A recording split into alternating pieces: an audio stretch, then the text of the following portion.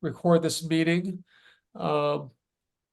So again, thank you for coming today. Again, this is American Desi Real Estate's monthly REO mastermind call. I'm going to go ahead and turn it over to Darren right now to kick us off. I'm going to be monitoring the waiting room and letting people in as they come in, and we'll take it from there. So, Darren? Thanks, Eric. Absolutely. Thank you. Thanks, everybody. Appreciate you joining us on this week. But we've had a couple of exciting things going on. Again, on the ADR side, it continues to pick up steam, I guess, when it comes to just pure volume and opportunities. And so we're kind of excited about where we're going. This summer typically slows down with traditional real estate, but it seems like we're picking up. So I'm glad to see that.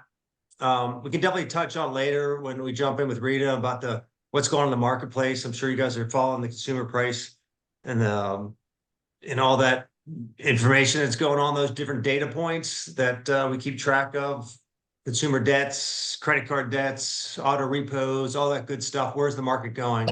So we'll definitely jump into a deeper conversation when we get to that as well. But I want to pivot, and Barry, see if you wanted to add anything here at the beginning. No, just welcome to our guests. I know that our audience will be pretty happy with some of the conversations that are going to go on and get some opportunities. I know Rita and I go way back. We worked together for 7+ years directly and have been friends ever since. And they'll have a lot of good input. And then the things that we have going on with EasyKnock and their affiliated groups is really exciting as well. So just looking forward to the conversation. Excellent. Yeah. And as we pivot over to get kicked off, we thought it was really important to have Ashley on to be able to put some additional programs out in front of you. Again, we're trying to add value to what you guys have when it comes to when you're interacting with your sphere of influence and any kind of buyers, sellers out there in the marketplace. The more that you know and the more that you have available to you to utilize is just increases your worth and increases your value, increases your abilities to do business. So they have a couple of really great programs. He's going to walk us through just a couple on a high level. We're going to follow up with additional information. So be able to follow up and answer any questions you guys have. But with that, Ashley, I'll pivot over to you and let you do a little bit of a walkthrough and take it from there. Awesome. Thank you, Darren. It's great to be here today. EasyKnock has been partnered with ADR for a while now on the disposition side, and I'm really excited to introduce our movability and sell and stay program with you for your seller clients that are looking for a non-lending bridge solution, or our sell and stay program, which is a longer term sale leaseback where they have the option to repurchase their home or sell at a later date. So EasyKnock's overall mission is to empower homeowners to achieve their financial freedom. Our residential leasebacks enable your clients to transform their home equity into cash, giving them a quick and flexible way to meet their financial needs. So over the course of time, we'll be doing some webinars so you can really understand the ins and outs of the programs. But again, it's a great way for your clients to capture the equity that they need, whether it be for their next down payment, pay off credit card debt, or any of their other financial goals. So Eric will be putting my calendar link into the chat box with where you can schedule a call to learn more, and we can run through some client scenarios. We also have some great one-pagers for you to review on both of our programs. But just overall, very excited to present this opportunity, especially as you are, meeting new clients and understanding their home selling goals. EasyKnock could definitely be an opportunity for some unique situations. Yeah, thanks for bringing that to our attention, Ashley. And I went ahead and put the info about how the program works in the chat along with your calendar. And then if anybody wants me to email that to them, just send me an email and I'll get that out. And then Ashley, we want to basically be able to go into this program in a little bit more detail. Do you think you'd be able to maybe come back in a month or so and do a real high level overview of the whole program and how it works? Yes, absolutely. And just real quick too, on our programs, when you're thinking of clients that need to remove home sale contingencies, making stronger offers, maybe it's a client that needs to remove their debt to income requirements. This is where our programs can really fit in. So in those webinars, I'll run through those scenarios, provide some example transactions so you could see how it works from the time EasyKnock acquires the property throughout the lease back stage, because our programs do involve a rent back until they either repurchase the property or sell it on the market, where you're going to capture your full commission. So I'm very excited to do that more in-depth webinar, in a month or so. Yeah, thanks for that. I wish, we'll definitely spend a lot of time on this in the next call, but, thanks for coming on today and giving us that overview. And again, if anybody wants more detailed information before the newsletter comes out, send me an email, or if you want to schedule a call with Ashley directly, her link is in the chat box. And if you want to read about the program, there's a link there as well. So thanks for coming on today, Ashley. Thank Yeah, you. and Eric, just one quick comment to follow up on what Ashley said there, and I think it's very important, and very, very important for our realty base is a lot of these transactions, because I get phone calls from you like, hey, I got this EasyKnock listing, what exactly, what is that, what company is that? And then, just the lack of knowledge and a general understanding of it. But one of the beautiful parts from a real estate agent standpoint is a lot of these cases, you're going to get 2 sales transactions out of it. One in the short term, and then one, 2, 3 years down the road, with a high probability that you're going to get one on the back end. So can't undervalue in any way, shape, or form, the partnership that we have with those guys and the opportunities that it presents to our realtor base. So appreciate you being here, Ashley. Thank you. All right. Well, Darren, I'll go ahead and turn it back over to you. And if you want to introduce Rita, and you guys can start your conversation, or if Barry, you want to do it, I'll turn it over to you guys to take over that conversation. Yeah, Darren, I'll take it, given,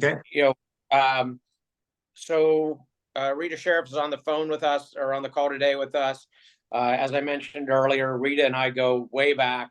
I joined, I was consulting with US Res and ResNet in 2001, 2002, and went on board full time with them in 2003, I believe. And Rita was there, almost from the start, almost from the beginning of my start there. And so we worked hand in hand. Rita was more focused on the US Res side, where I worked, for both ResNet and ResNet, or US Res and ResNet on the sales side. We had a lot of interaction over the years, and as I mentioned, Rita's become a very close personal friend of mine, and absolutely loved working with him. He's extraordinarily knowledgeable, understands the model extremely well, and I think is going to give a lot of benefit to everybody on the call. So with that said, Darren, unless you have anything that you want to throw in there, I'll roll it over to Rita.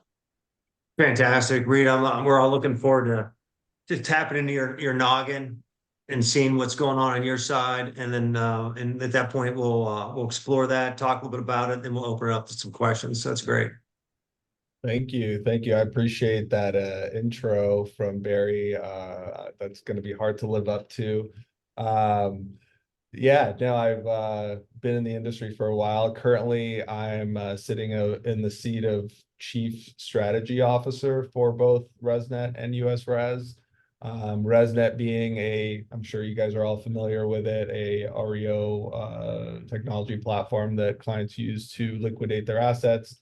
US Res being the services arm. So on the US Res side, we have a fully functioning AMC, appraisal management company, and an AMC asset management company, depending on how you use it.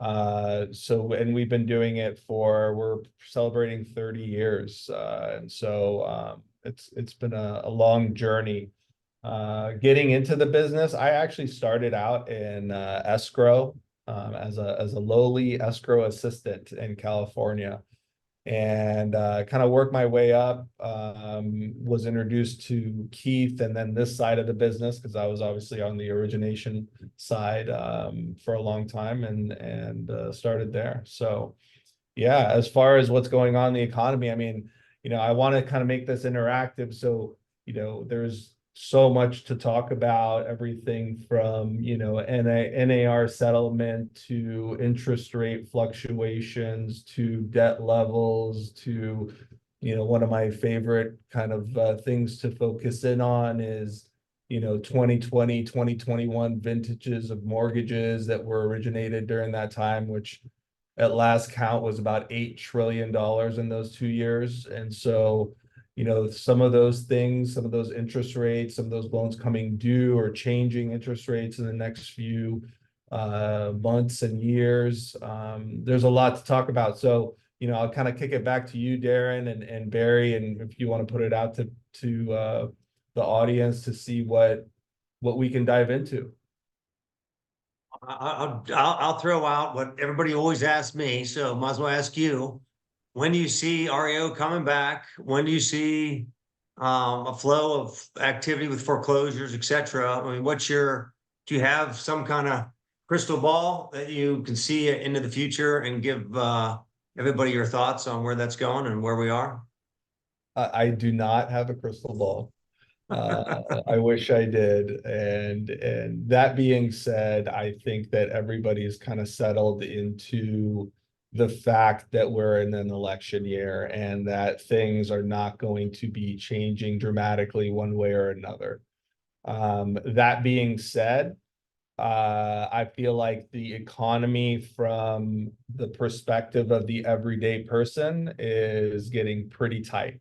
I know that we hear about inflation numbers and, I kind of talked about it a little bit on LinkedIn where we see the CPI numbers and all this stuff come out, but that doesn't really affect what's going on the ground with individuals. I think when it comes to going to the grocery store, going to the gas pump, and then more, I think, relevant to this discussion of, moving up, or down or selling your home. I think that all comes into play because, and I'm out here in California. One of the big things that's going on is, insurance premiums going up and that also being some pressure. Now, but that being said, there's still a little bit of a trickle of REO. I was on a call yesterday with some attorneys and, they're still talking about a lot of their files going on hold to see what kind of loss mitigation options come out.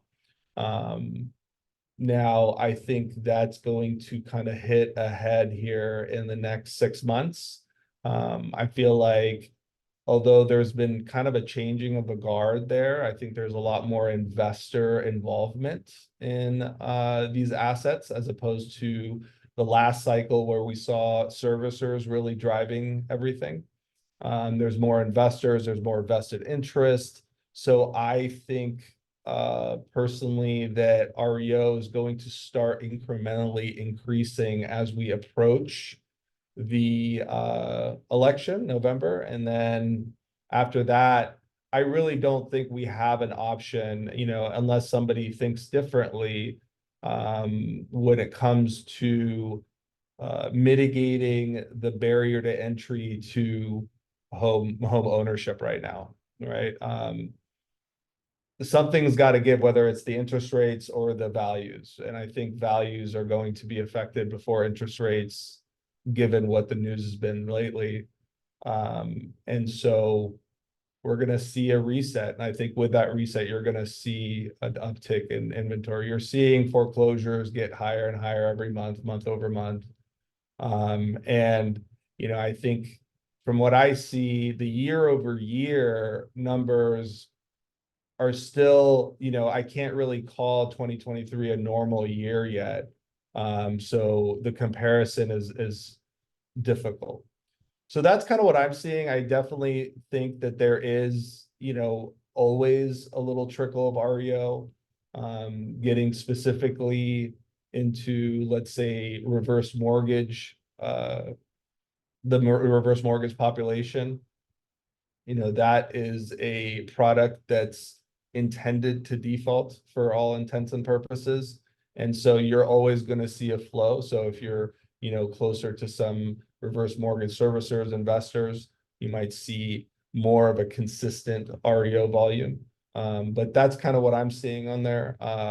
Again, there's no crystal ball there. I just see the overall tightness in the industry. And, for the most part, as we all do, we look to history to kind of see what the normal is, or how things changed. And, from my perspective, I think 2017, 2018 was probably a normal, non-distressed year.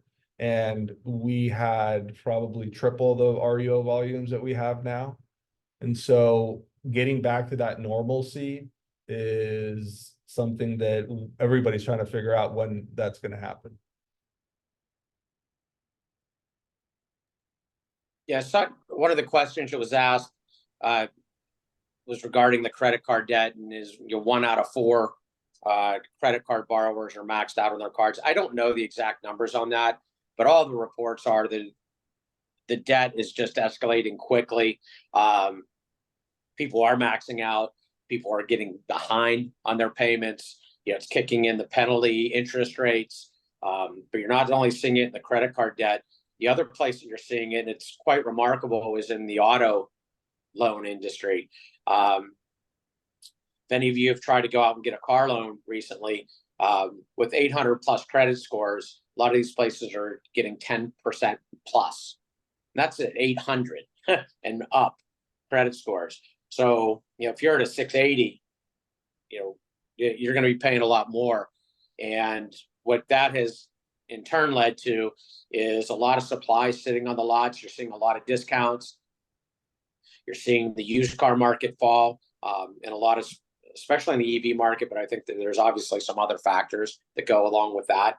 But it's very interesting to watch all this stuff happen around us. Yet the housing market, I'm here in Vegas and it's still very strong. California, Southern California. I mean, some of this stuff, it just doesn't make sense. How the price escalations on these are keeping going, and especially with the higher interest rates. So it's going to be very interesting to watch how this plays out over, certainly, as you mentioned, Rita, it's not going to be this year, but it might not even be, till second, third quarter next year before we start to see some impacts of this. But it's going to be very interesting to watch this develop over the next, 2.5, 3 years. Yeah, I think, I have a couple of thoughts on that. I think an interesting metric to follow is a household savings metric. And if you look at the last measurement, it shows a decline in household savings across all income levels. And so, middle class, upper class, everybody is digging into their savings or not saving as much. So, that's makes total sense, a product of inflation. The other thing, I don't know the exact balances, but overall balances on credit cards, and especially turnover balance, where people aren't paying off the balance of their credit card, guilty, when it turns over the month. And so that's going up across all income levels. So I definitely think that you're seeing a lot more, but it's if you think about it, it makes sense, right? Everything costs a little bit more, so you're putting more on. You're probably spending a little bit more. Well, you're spending the same on the actual items. You're just putting out more money for it. So it's challenging. And I will say that I think we're coming to a point where the politics isn't going to really matter, and I say that kind of, tongue in cheek a little bit, but I think that whatever political direction we go in the next, let's say 6 months to a year, there has to be some type of reset in the system, just like Barry said, because of the inequity that's going on. You can't have high interest rates and high values, because that doesn't create investment. And, that's one of the things that people don't really consider. And this is, kind of a more technical conversation, is the overall liquidity that the mortgage market creates for the economy, and what happens, and the byproduct of that liquidity decreasing to everything else in our economy. And you're already seeing it. So, no, I agree with you, Barry. I think that, it's going to be a slow uptick until it happens, and then it'll spring up. But it needs to be, I think, and an interesting question is, what is it going to be? What is going to precipitate this happening, right? Is it going to be some type of default event?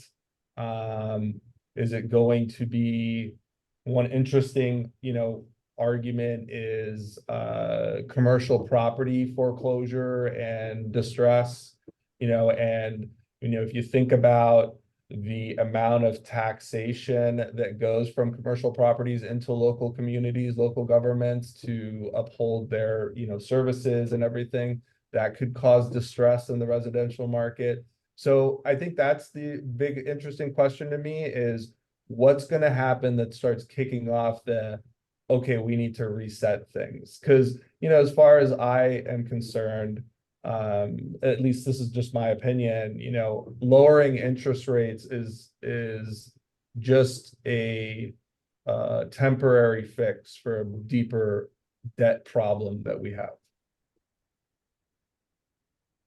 And just so everybody knows, if you have questions, put them in the chat. And I have Emily Cottrill monitoring the chat, and she'll read off some of the questions as they come up when we're ready for the question and answer session. And I'm also throwing some information in the chat about our 5-star event coming up in Dallas, because we had a discount code. But I'll turn it back over to you, Barry, Larry, Barry, Darren. Any other insights or things that you want to ask Rita while we have them on the call right now? We talked about, I just think another data point on where we're going is, and this is the first time I've ever seen or heard about this, is the amount of people borrowing monies out of their 401k plan, which it goes to show you that revenue's not keeping up. Household revenue is not keeping up with the expenses. So the credit cards are getting out of control, and they're having to go to another source to borrow funds. So all that is, it shows you the path we're on, and we've all been doing, a lot of us have been doing this a long time, long enough to know that everything's a cycle.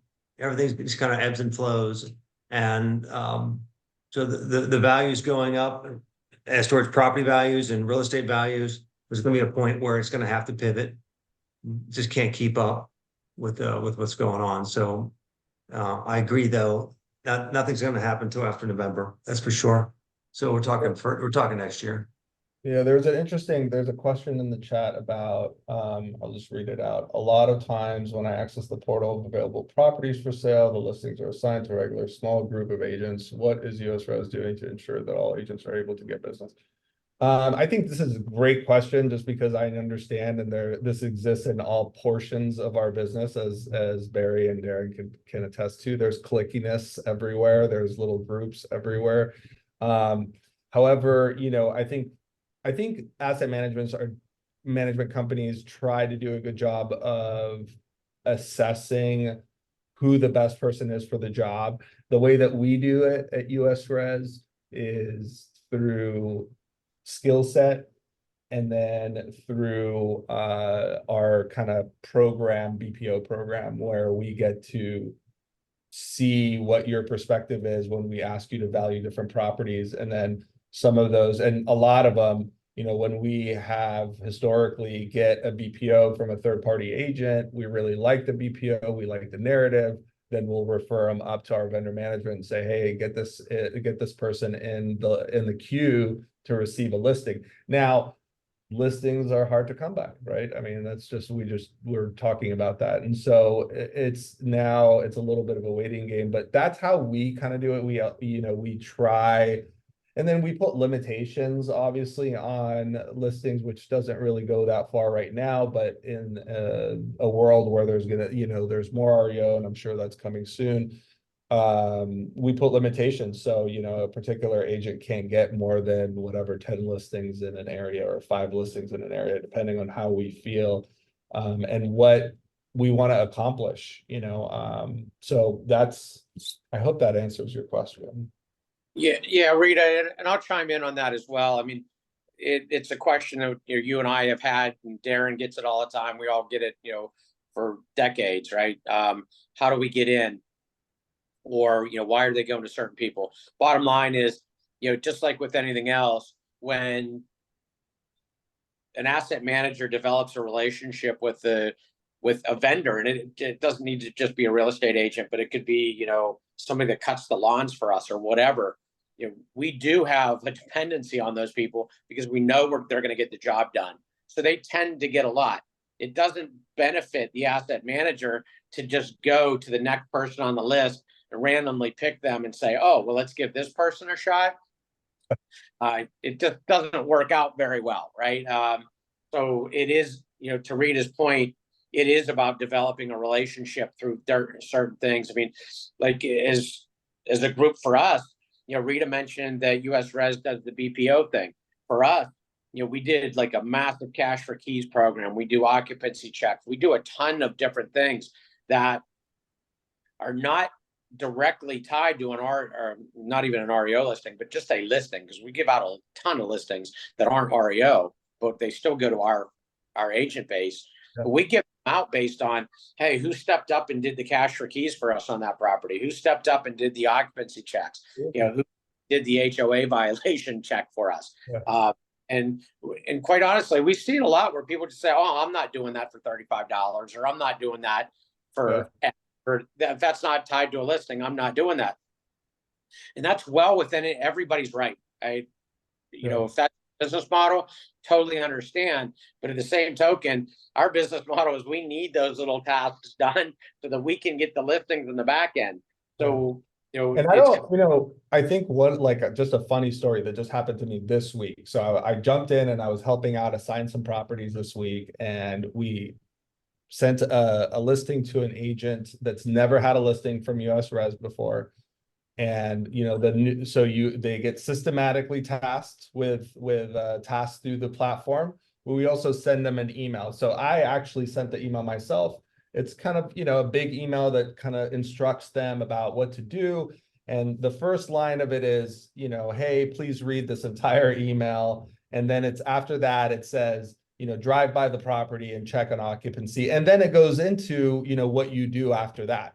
And I literally got an email back from the agent after I sent it to him.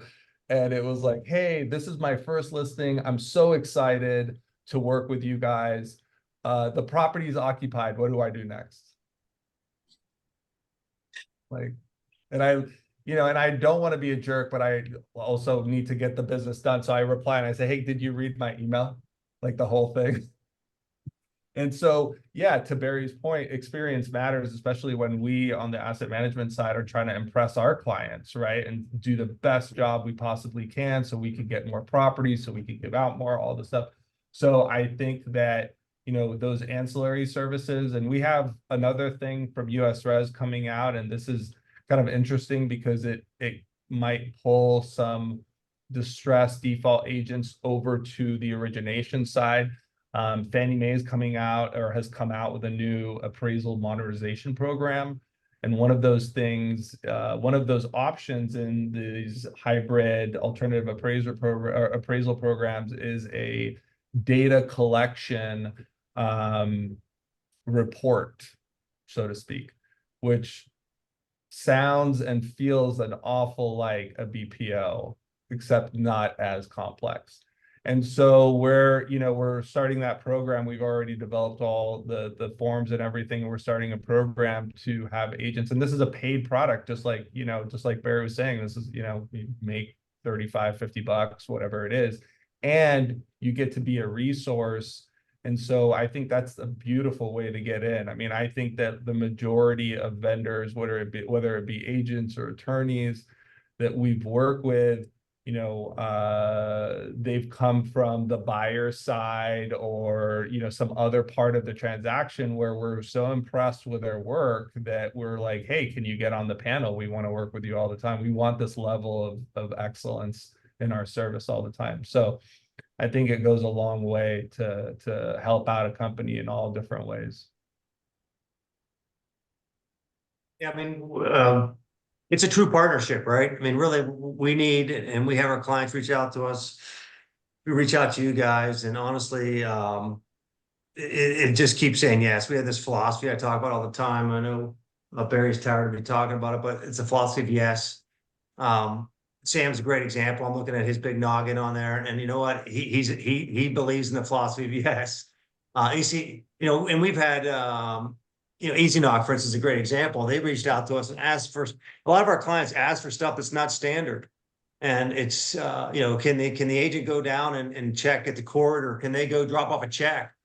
Can they do, because we're working in the property management space as well as the asset management, as well as the valuation. I mean, we're in so many different sectors to this process. So we get pulled sideways. We need a resolution for our client again, to partner with them. We want them calling us.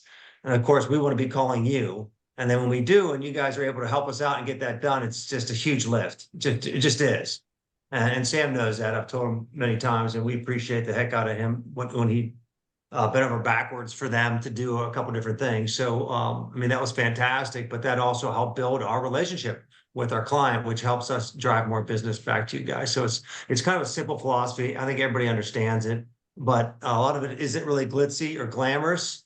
Knocking on the door is not great. Asking who they are, what they are, and going through that process isn't always so fun. But at the end of the day, it gets us results, and we can move down the path to the next step. I will add that, and I see a couple of notes in the chat about 5-star and see there. It does pay to show up at events that we are where we are. So we were just at Miami. What the heck we call that, Eric? I forgot the name of it already. The 5-star had the Velocity was called. Oh, Velocity. That was in Nashville. Okay, Nashville. Okay, so these different events that we have that we actually participate in, it does pay to show up and get to meet some of the folks. Like when we go to 5-star, Tanya Willis is our director of operations.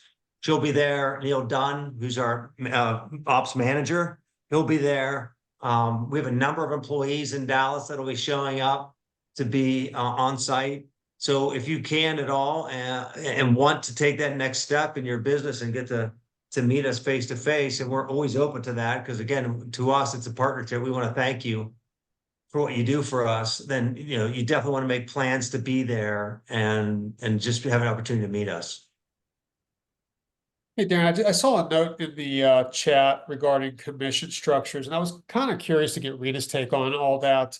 How that's going to be affected, if at all, with because we deal mostly on the listing side, of course. But how do you feel that's going to be impacted with verbiage, with agreements, and that kind of stuff?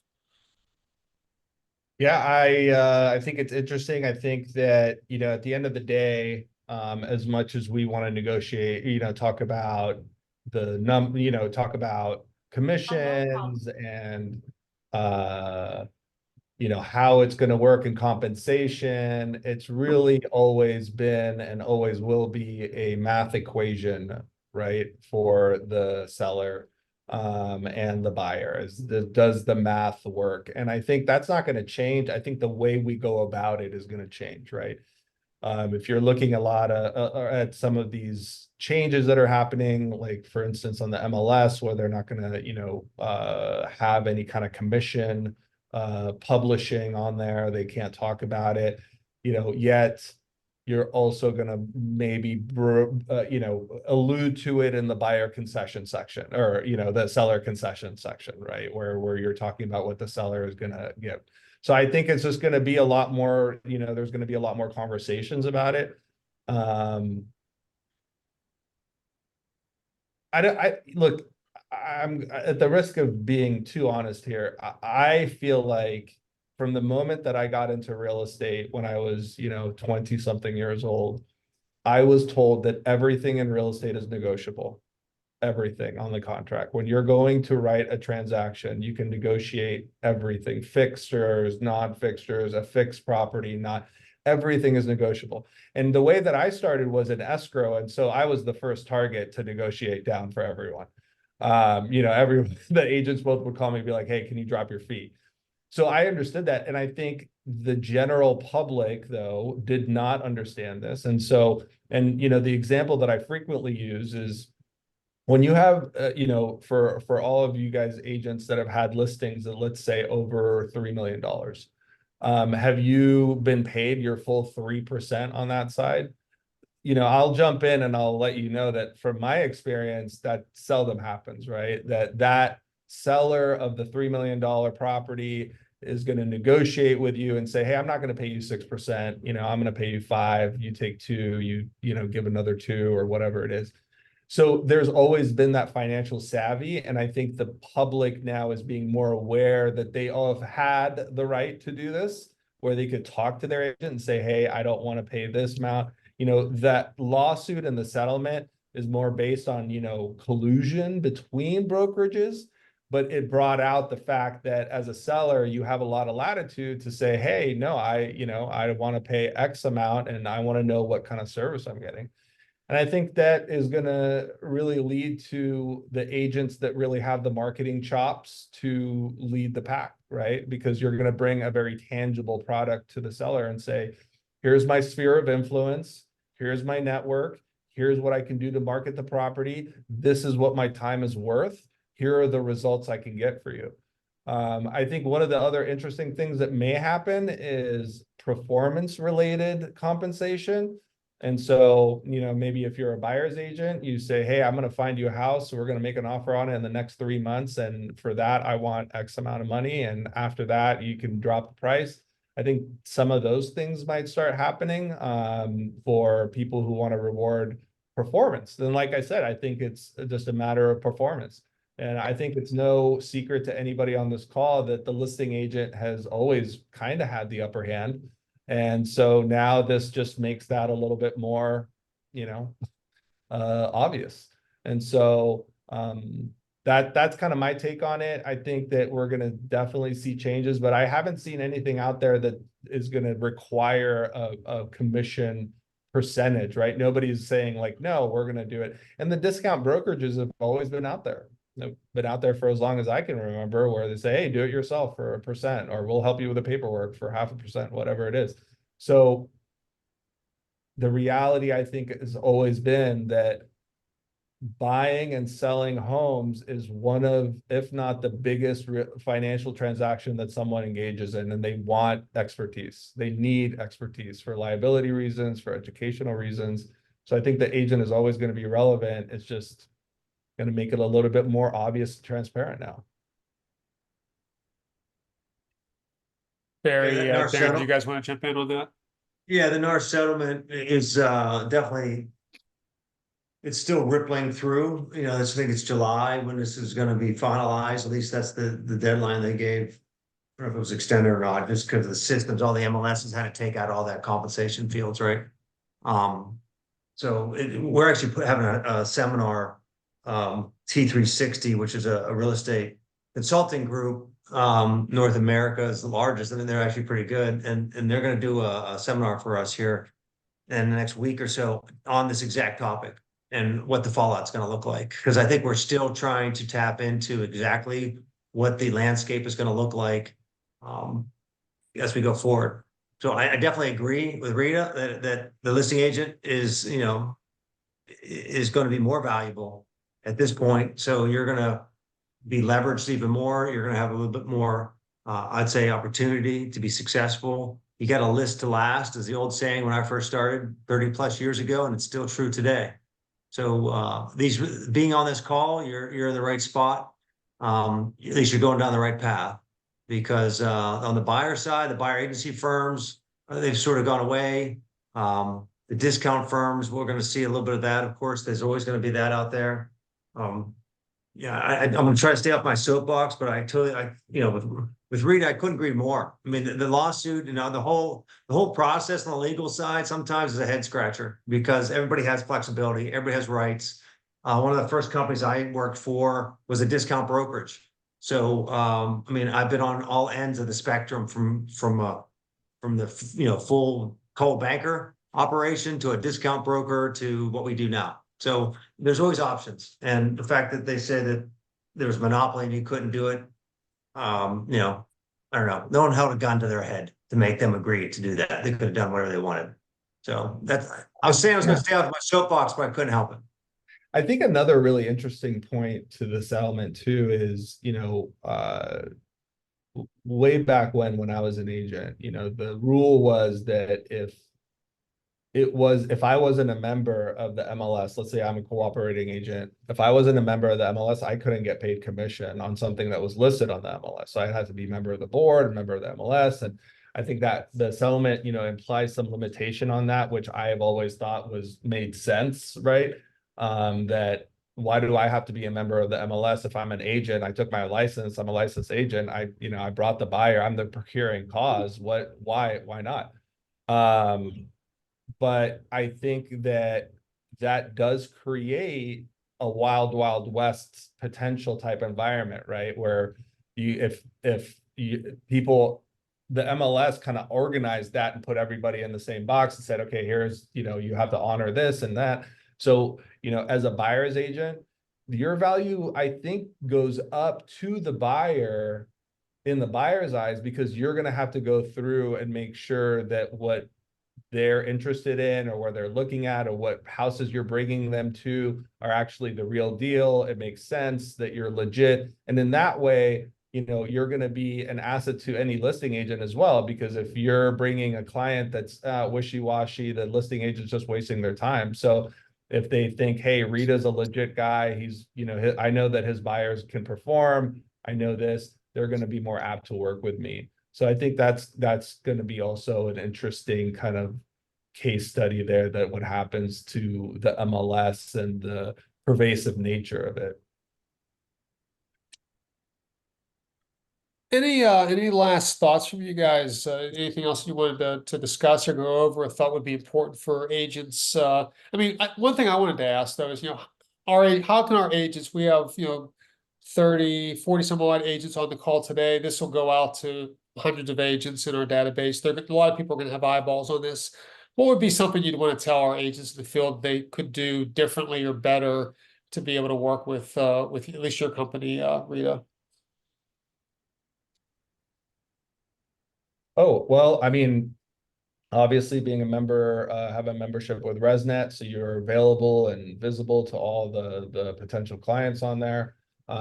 Participate, like we talked about, on the services side. You can go to US Res's website to sign up as a vendor and get on that list to start receiving orders from us, whether it's a BPO or a potential listing. Yeah, I love Michelle too. So yeah, so that's kind of the way to do it. Just get involved, go into the conferences. I think if you can afford it and it's something that you can do, financially and with your bandwidth, I think it's great, just like Darren said, because you get the opportunity to meet with other people in the same profession, and the opportunity to come across people like Darren and Barry and me, and I'm always apt to talk to people. I'm never, never shy about that. So I think those are excellent ways to kind of break into the business and build partnerships. I know that I see Sam at every conference that I go to. He's the best out there. Still got to come and visit you out there in Detroit. But yeah, those are the best ways to do it. Thanks for Yeah, that. happy birthday. What was that, Barry? It's Sam's birthday for everybody. Everybody send him a gift. Oh, happy birthday, Sam. Hey. Working on your birthday. Much appreciated. Thank you. Well, I've been asking for last comments, last questions for a couple minutes now, so it's about 1:45. Is there any last thoughts, Barry, Darren, Rita, before we end off on the call? I'm good. Appreciate everybody joining. Yeah, this was a lot of fun. I really appreciate you guys having me. Hopefully I could do it again in the future. Absolutely. Yeah, we just want to thank Rita for joining, and Ashley from Easy Knock joining as well. Everybody else, all you agents taking some time from your busy day to listen to us and be able to talk through some of these things. We really appreciate you and everything you do for us every day. Yeah, look forward to next month. We'll talk to everybody soon. Yeah, Thank you. next month it looks like it's going to be Ashley as our guest, but we're going to have to confirm that. But I'll get everybody out an email, the newsletter in July to firm that up. And again, hope everybody has a great rest of the week. Be productive and talk to everybody soon. Thanks, everybody. Okay, we'll see you. See y'all. Thank you. Thanks, Rita. Thank you. Thank you. Bye.